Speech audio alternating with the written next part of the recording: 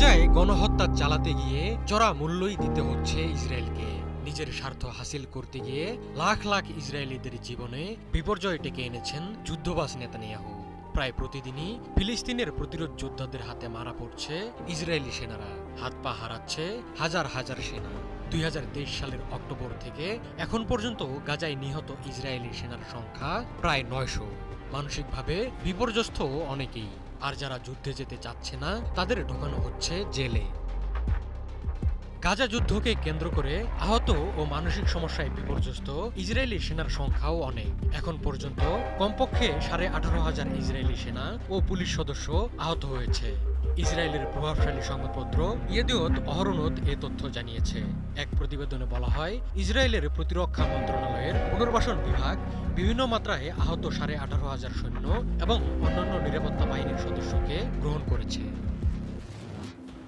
যদিও ইসরায়েলি সামরিক বাহিনীর সরকারি তথ্যের সঙ্গে এই পরিসংখ্যানের ব্যাপক ফারাক রয়েছে।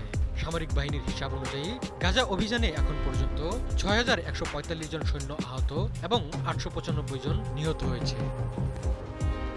সংবাদপত্রটির প্রতিবেদনে আরও বলা হয়, ১০,০০০-এরও বেশি ইসরায়েলি সৈন্য মারাত্মক মানসিক সমস্যায় ভুগছে।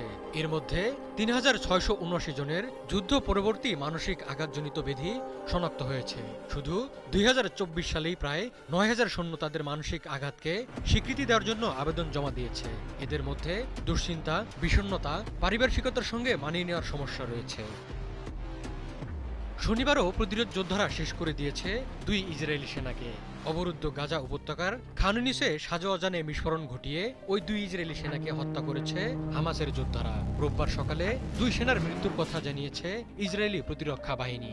নিহত ২ সেনা হলেন ২২ বছর বয়সী ক্যাপ্টেন আমির সাদ এবং ২০ বছর বয়সী সার্জেন্ট ইনন নুরিয়েল ভানা। তারা দুজনই গোলানি ব্রিগেডের নজরদারি ইউনিটে কর্মরত ছিলেন। প্রাথমিক তদন্ত শেষে আইডিএফ জানিয়েছে, নিহত সেনারা একটি সাজোয়াজানের ভেতর বসা ছিলেন। ওই সময় সেটিতে শক্তিশালী বিস্ফোরণ ঘটানো হয়। ইসরায়েলি সেনাবাহিনী জানায়, হামাসের যোদ্ধারা সুড়ঙ্গ থেকে বের হয়ে আসেন। এরপর যে পথ দিয়ে সাজোয়াজান চলাচল করে সেখানে বিস্ফোরক পুঁতি রাখে।